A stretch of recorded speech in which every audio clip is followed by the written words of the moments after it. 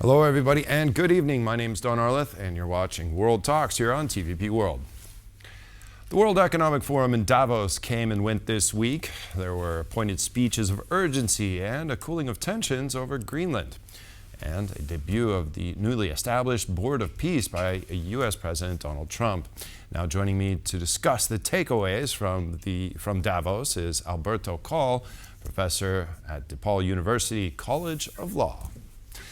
Hello, Professor. Thank you so much for joining us on World Talks. It was a pleasure.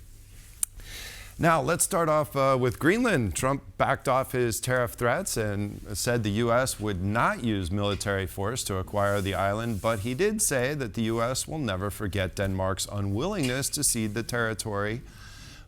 Is Europe breathing a sigh of relief right now, or will Europe never forget what Donald Trump had threatened, or maybe both? I think it goes both ways, but I think the greatest significance of Davos was that the President of the United States got to hear from many, many people, quite confidentially, by the way, about what a disaster it would have been for the United States to take Greenland militarily.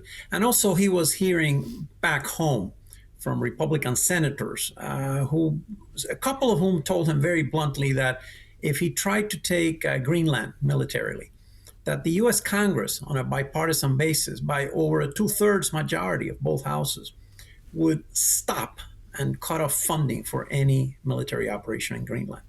So I think that Davos was a catalyst for all of this, and that along with the stock market and bond market ructions that took place, helped to explain why the president backed off. He got the message that this was not something that he should do. Okay, so that would be the first and most significant takeaway. Well, following the meeting between U.S. President Donald Trump and NATO Secretary General Mark Rutte, media reports say that a new agreement has emerged. It would include additional military bases under U.S. sovereignty, a bigger security policy role for European states in the Arctic, and planned U.S. missile defense system, that Golden Dome that is constantly being talked about. So who wins this one? Is it a win for Europe? Is it a win for Trump? Is it a win for both? I don't think we should see this as a zero-sum game. I mean, Trump had a good point, by the way, which is that in 2026, it made no sense to be ignoring Greenland security and to be spending as little on Arctic security as NATO, the United States, and the Europeans and Denmark were doing. So he got that point across. I think everybody's well aware of the importance of Greenland now to NATO security. So he won on that point. On the other hand, I think the Europeans have finally decided to take Arctic security seriously. And they have decided to move forward and to be part of a serious effort that would include serious weapons and serious bases, serious naval deployments around the area. And of course, allowing the United States to set up these bases is part of the deal. So I think everybody wins. Everybody would have lost, by the way, including the United States, if Trump had tried to use military force to take Greenland. The United States would have suffered a grievous blow to its credibility, and the NATO alliance probably would have been fractured. So I think everybody won. And I think, obviously, there will be some hurt feelings on both sides and some awareness that Europe cannot take the United States for granted anymore, as it did for many, many decades. That's a reality, and I think Europe needs to understand that the best way to deal with that reality is to rearm itself vigorously, and also to follow economic policies that restore economic growth and competitiveness to the European economies, which is obviously the subject of the Mario Draghi report back 2 years ago, but about which Europe's still not doing enough. Right, that's a great point. We saw French President Emmanuel Macron really get wound up over this whole thing and actually start saying that maybe Europe will have a new partnership with China. I think what you just mentioned is a very cool way of looking at it. I mean, now the result of this looks like NATO and the United States are going to come together more. NATO is actually going to spend a little bit on Arctic protection. So this should be actually a good day for transatlantic relations. But with the French president's lashing out, what do you think about that? I think President Macron is not a very reliable indicator of where Europe needs to go. I mean, he's all over the place. He's been all over the place. For years, for example, President Macron has been talking about European strategic autonomy. Okay, sounds like a good concept, except that a few weeks ago, when push came to shove and make an agreement for the European Union to take the Russian frozen assets and put them towards use to defend Ukraine, he backed down and he wound up taking the side of Belgium, and he basically gave a shove to Friedrich Merz's excellent idea, which had a lot of support among other European capitals. So President Macron talks a lot, but when it comes to action, he does not deliver as much. And this, by the way, was part of the point that President Zelensky made at Davos. His speech, by the way, got lost. People got all caught up in Trump's speech and also in Mark Carney's speech, and people ignored President Zelensky's speech. And the core of his speech was that Europe needs to learn to defend itself, and Europe needs to do more action and less rhetoric. President Macron is great about rhetoric. Does it really make sense to get closer to China in response to what just happened at Davos? I think that long term that would be disastrous for Europe. Let's remember that the Chinese Communist Party seeks a totalitarian world. All you have to do is look at how China is run domestically. The United States, for all its flaws, remains a vibrant democratic society, and we are a much better partner long-term for Europe than China would be. You know, China has been hollowing out European industries for the past 20 years. It has been following very malignant policies in some Eastern European countries, trying to shape speech, trying to finance political candidates. And this, I think, a long-term partnership with China would really turn Europe into a satellite of China. So I think the fact that Trump is such a difficult partner for Europe should not drive Europe into China's arms. This would be the wrong lesson to learn here. Certainly, that's not going to help transatlantic relations either, would it?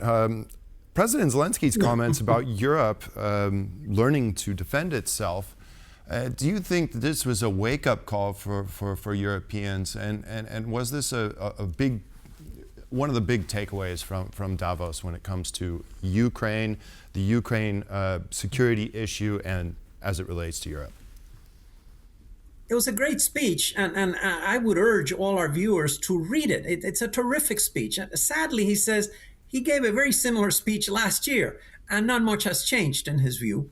But for example, President Zelensky said, look at what just happened in Iran. You know, thousands of people were slaughtered by a malignant regime that, by the way, has no goodwill towards Europe. And what was Europe's response? Largely silence. Okay, and President Zelensky said, this is a significant indication that Europe sometimes is very good at rhetoric, but when it comes to responding and taking real action, it doesn't step up to it. And of course, he talked about the lack of air defenses for Ukraine. You know, 4 years into the war, Ukrainian cities are still getting blasted away by Russian missiles.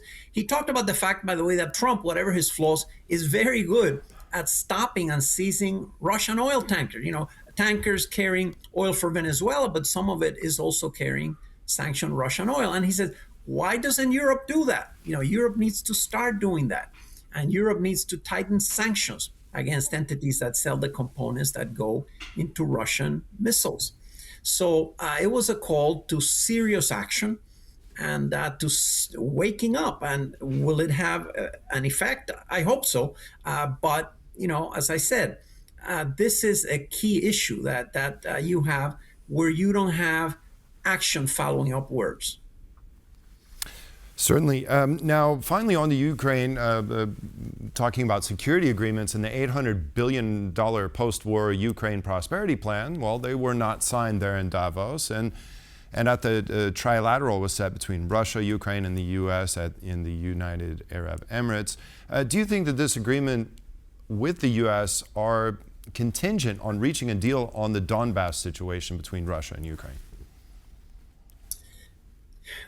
that is really the toughest sticking point, as you suggest, for Ukraine. And Ukraine's position, which makes a lot of sense, is that the Donbas is extremely valuable for Ukraine. You know, the Russians have spent years trying to take it, and they've spent hundreds of thousands of Russian soldiers' lives and still have failed to break through. And so for Ukraine to give this up to Russia, it would have to have some real security guarantees, not just rhetorical guarantees. And this is, again, takes us back to Zelensky's speech. Zelensky says, we're not going to settle for just words, for great speeches. We're going to want to ask for security guarantees.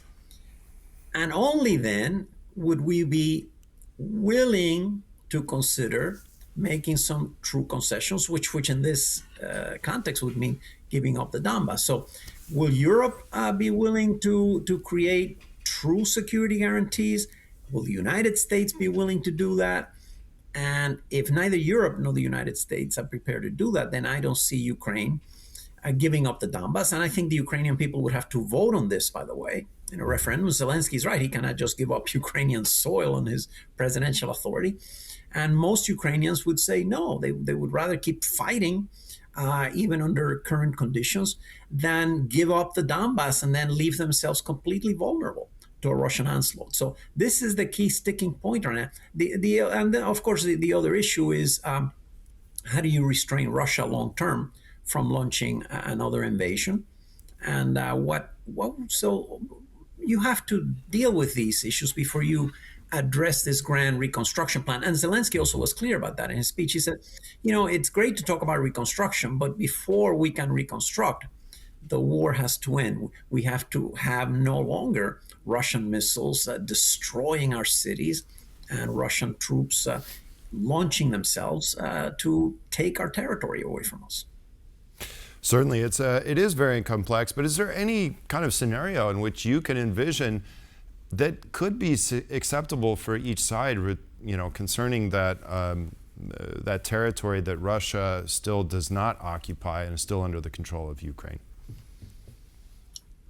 Well, so a couple of things would have to happen. Number one, the Europeans would have to get really, really serious. And I'm talking here about the French and the British, who would be conceivably putting in the largest number of troops.